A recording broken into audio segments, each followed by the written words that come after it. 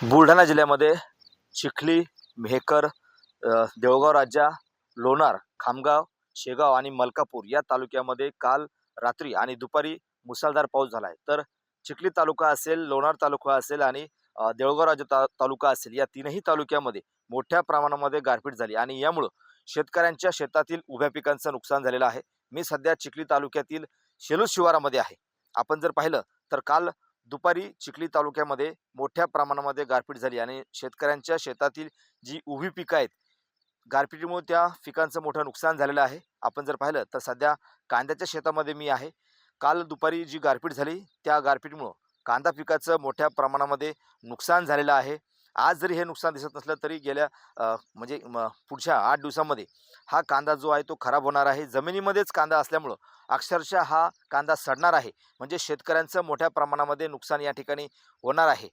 सध्या कौतिकराव इंगळे जे आहेत शेलूरचे, त्यांच्या शेतामध्ये मी आहे आणि हा जो त्यांचा 1 एकर कांदा या ठिकाणी आहे, बाजूलाच लसूण सुद्धा आहे। याच्या शेजारीच मका पिकाचं सुद्धा मोठ्या प्रमाणामध्ये नुकसान झालेलं आहे।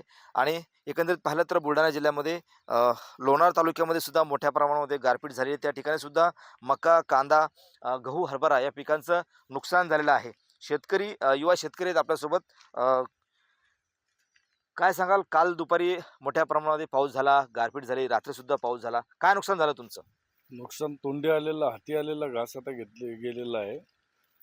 दुपारी पाऊस चालू झाला तर पावसानं कमी नुकसान असते, पण गार भरपूर होती, त्यामुळं गारीनं आमचा हाती आलेला घास गेलेला आहे। कांद्याचं तर पूर्णपणे नुकसान आहे, लसणही गेलेलं आहे, मका पूर्ण पडलेली, आता हाती आलेलं पूर्ण निराशाच पदरी पडलेली आहे असं म्हणता येईल।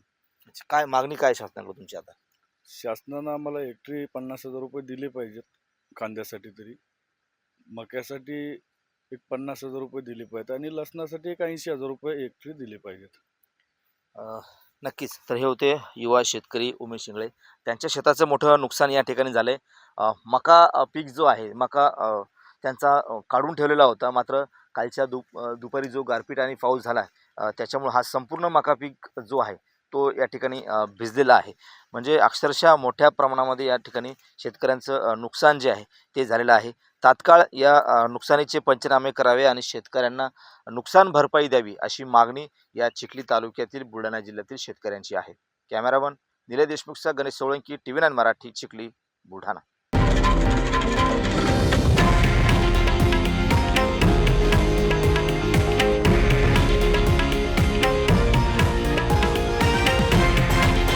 हे आहे देशातील नंबर 1 न्यूज नेटवर्क आणि आपण पाहत आहात TV9 मराठी, एकमेव।